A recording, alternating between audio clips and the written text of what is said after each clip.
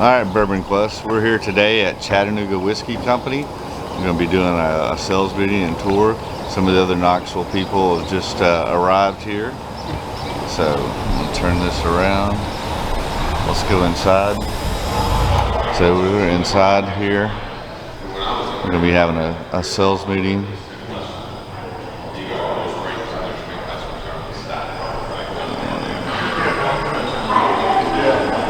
Got some bottles laid out here, I think, that we're going to be able to get and sample today.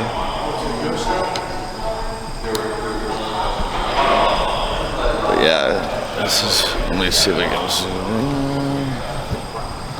in. So this is your host, Bourbon Steve. I'm here at the Chattanooga Whiskey Company. As you can see, the bottles and stuff there behind me. And then we've got some more stuff. We're just waiting on the rest of the crew to show up. But yeah, so we're going to be doing some stuff. We'll be filming here through most of the day. Hopefully we're going to be getting an interview with Tim later on. But so yeah, we'll be spending the day here in Chattanooga at the Chattanooga Whiskey Company. So I'll let you know, and we'll be back here shortly. Hope y'all are having a great day, Bourbon Quest. We'll see you soon. Alright, Bourbon Quest, I'm here in front of Chattanooga Whiskey Company. And let you take a look there, but we're going to be doing a tour a little bit later. But as you can see, here in front of Chattanooga Whiskey Company, here for our sales meeting, and then we will be doing a tour here later on, and some more exciting things, hopefully. We got planned for you. So just give you a look a little bit there at Chattanooga Whiskey Company. This is their Riverfront Distillery location.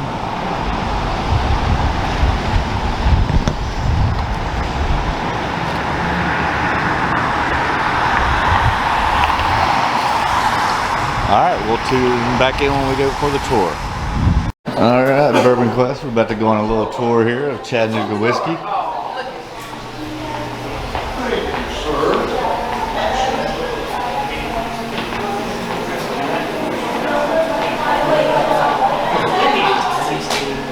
Dumped it down to another set. Hey Tim, if there's anything that you don't want me to film, just let me know. Oh yeah, I appreciate it. I don't think I have much of an issue with, the whole thing. We normally don't do like all, video like the entire tour. Sure. People have before. So I don't know how you plan on slicing it up or what you want to do with that. But anyways. Well, say hello to Bourbon Quest, Tim. Hey, Bourbon Quest. It's great to have you here. Yeah, we're glad to be here, for sure.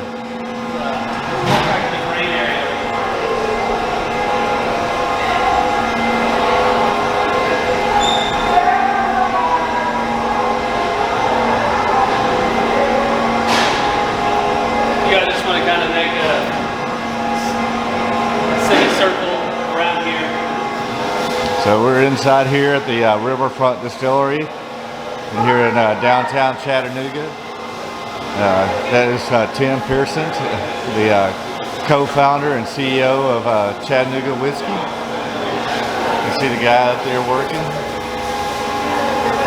This is our group that we have here today.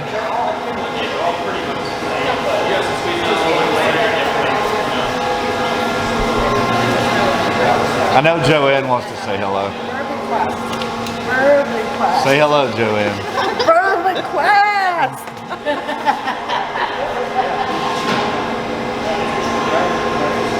All right, guys. Well, hey, thank you guys so much for taking some time to take a tour today, and for choosing Chattanooga Whiskey to be your central meeting location.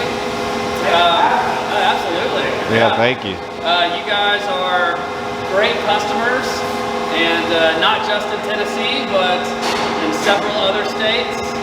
And Chattanooga Whiskey is distributed in 14 states, and currently we have no market expansion plans because we have essentially met the demand has met our supply in our 14 markets.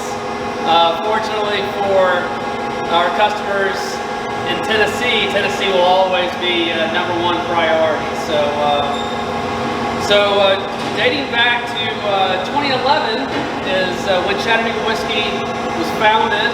And I don't know if you guys saw some of the bottles sitting on the table in there, but we're about to release our 10th anniversary edition. This is a new project we've been working on, and that is called Founders Label. And so celebrate 10 years, pretty huge milestone for our business, or really any business. But Chattanooga Whiskey's path to where we are today has been pretty different and challenging in a lot of ways, especially because we had to change laws to even be here. So from 2011 until 2013, we were lobbying to change laws for the state of Tennessee. Those are distilling laws, so there was a prohibition on distilling in a majority of the 95 counties in the state of Tennessee that dated back to prohibition all the way until May of 2013, when the Chattanooga Whiskey Bill was signed into law. And what that then stated was, if any municipality that was not a dry municipality in the state of Tennessee had liquor by the drink and packaged retail sales, then you could also get a license to distill in that municipality. So we created a campaign to change those laws. That was called the Vote Whiskey campaign. So if you Google Vote Whiskey, it's all about Chattanooga Whiskey changing distilling laws. The reason we did that was because the community didn't really understand what was going on. We were selling Chattanooga whiskey that was made in Indiana. So we started with MGP bourbon out of Lawrenceburg, Indiana. We called that product Chattanooga Whiskey 1816 Reserve, which was our 90 proof, and Chattanooga Whiskey 1816 Cask, which was our 113.6 proof. And that was essentially our campaign in a bottle to raise awareness, to get the company off the ground, and to get the community to essentially say, hey, you know, this is Chattanooga Whiskey made in Indiana. What do we need to do to get it made in Chattanooga, Tennessee? So that's when we kicked off our Vote Whiskey campaign and lobbied until the laws passed. Once the laws passed, we started working on building our first distillery. That wasn't until 2015. In 2015, we established the Chattanooga Whiskey Experimental Distillery, which is about 1.5 miles away from here, located on Market Street, across from the Choo Choo. And that is our tourist attraction as well as our R&D facility. So that is where we began distilling for the first time. That is technically the first legal still, the first legal distillery in Chattanooga in a century. But most importantly, it is the birthplace of Chattanooga Whiskey's own unique style of bourbon whiskey and American whiskey that we coined and trademarked called Tennessee High Malt.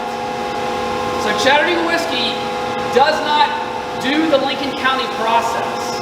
We are not a Tennessee whiskey by that definition, okay? We don't do the Lincoln County process here or over there. Not to say we won't ever have a project that utilizes the Lincoln County process. It just isn't our thing. So our thing is the utilization of specialty malts. And in 2014, before we built the experimental distillery, we hired Grant McCracken, who is our Chief Product Officer and Head Distiller. And Grant has a significant brewing background as a head brewer and head of research and development for one of the most well-known breweries in the world. So when it comes to working with specialty malts and recipe development and fermentations and working with different types of yeast, which you need to be able to do in order to make great bourbon whiskey, that was Grant's specialty, right? So when we built the experimental distillery, Grant said, hey, let's explore specialty malts and bourbon to the degree that no one ever has before, and that's exactly what we did. We went on a mission to develop the recipe and recipes that would ultimately replace the sourced bourbon that we were getting out of Indiana. So from 2015 to 2017, we put away over 100 different barrels, over 100 different recipes, utilizing over 100 different specialty malts. which we've never stopped doing over there. So at the experimental distillery, from 2015 until now, 2022, we have explored hundreds of different specialty malts in bourbon and American whiskey, and we've put away over 400 experimental barrels. So when it comes to exploring recipe development and all of the things that you can do, barrel finishes, different yeasts, etc., we believe that Chattanooga whiskey is number one. Then we built Riverfront in 2017, which is where we stand now, to scale up our favorite Tennessee high malt recipes. And in that process, our team came together and created essentially a bracket, which appropriate timing, and we went from 100 barrels down to 50, down to 20, down to 40, and we selected our flagship recipe to replace 1816 Reserve and 1816 Cask, and that is Chattanooga Whiskey 91, which also makes Chattanooga Whiskey 111, which are two products you guys do very well with. Now you also sell 99 Rye and Bottled and Bond and Barrel Finishing Series, which we did a Tawny Port last year. We've done an Isla Scotch this year, and then some single barrels as well. And those are other recipes that we have scaled up from experimental to Riverfront. So in fact, we've scaled up more than a dozen recipes from experimental to Riverfront, but the majority of what we make here is the 91 and 111 recipe, and then we also consistently make 99 Rye. And then, as you guys may or may not know, Bottled and Bond is a blend of 4 different recipes that were scaled up from experimental to here, and we continue to make those recipes, the different recipes that we can continually blend together because they were produced in the same distilling season and greater than 4 years old. We continue to make really unique Chattanooga whiskey bottled and bonds. All right, so here we are today at the Riverfront Distillery, where we have the capacity to produce upwards of 3,000 plus barrels a year.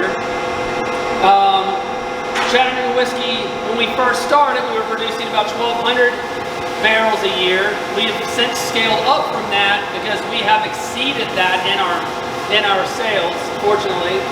And so we're standing in the milling area. We get 100% of our corn from Catisa Farms in Riddleton, Tennessee. All right, so it's about 45 miles east of Nashville. So all of our corn is essentially locally grown. It's all non-GMO yellow corn, and Catisa, while they farm 6,000 acres, they only grow corn for Chattanooga whiskey. It's not 6,000 acres of corn, by the way. So Chattanooga whiskey purchases about 1 million pounds of corn a year from Catisa Farms. We're very proud of that, but that's about, for our flagship, it's about 75% of our recipe. The other 25% of our recipe is made up of lots of different specialty malts we get from lots of different maltsters. So our flagship recipe, 91 and 111, is non-GMO yellow corn, malted rye, caramel malted barley, and honey malted barley. So 4 grains, 3 specialty malts, a small batch bourbon that we make on a 3,000 gallon fermenter will yield 8 to 10 barrels. And so, you know, essentially still very small batch, Solera barrel finished. And this is one of the things that I love to preach because we're so proud of it. If it weren't for the community, we wouldn't be here today. So we want to return to the community a very high quality and unique bourbon at an affordable price point. So with everything that you get in our products, 91, 111, 99 Rye, Bottled and Bond, to be priced at, you know, 30, you know, low 30s for 91, mid 40s or in the 40s for 111, around 50 for Bottled and Bond. I mean, and these are kind of the everyday price points. These are incredible values considering everything that we put into these small batch bourbon products. So here in our mill, we will mill, it's a 6-roller mill. We will crush all of the grain into a flour before we feed it into the cooker. You guys will follow me. We will go from our mill into our cooker. It's a 3,000 gallon cooker.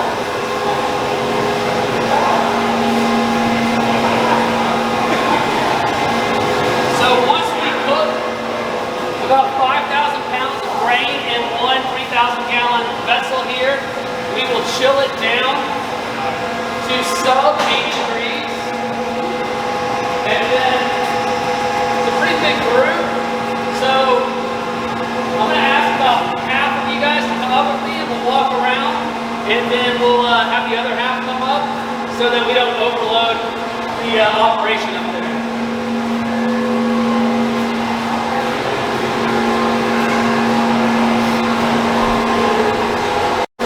All right, now we're up here where the fermentation's taking place. So, you guys stand around here, you can see we're loading a fermenter right now. So this is a fresh milk. The fresh took here. So, we will have just mixed our yeast in. There's no alcohol on it yet. You guys want to see a fermenter at a different stage.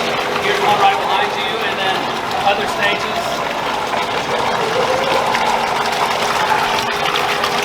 So we do long cold fermentation, which is unique to Chattanooga whiskey. Most distilleries are short hot fermentations because you want to get that alcohol base to be able to distill from. So long cold fermentations for us really maximize the complexity and the richness that comes from our specialty malts in our recipes. So we're going more than twice the average time in a fermentation than your typical distillery. Once we hit about 10% alcohol by volume, we will transfer it into our beer well. So this beer well is what we call our distiller's beer. Watch your head, watch your stuff. You guys can come around here if you like. So this is your distiller's beer.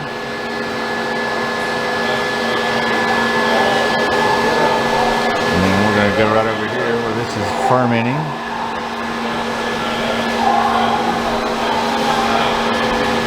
So again, our distiller's beer is about 10% ABV. And then we will send everything on the grain over to our stills, which will go to the still house next. You guys have any questions about this?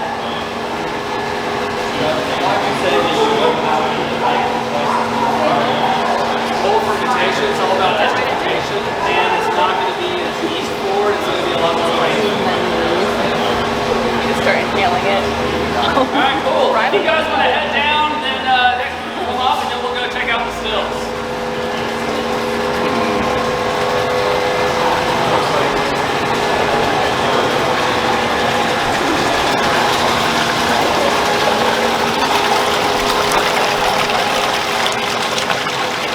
Pretty cool.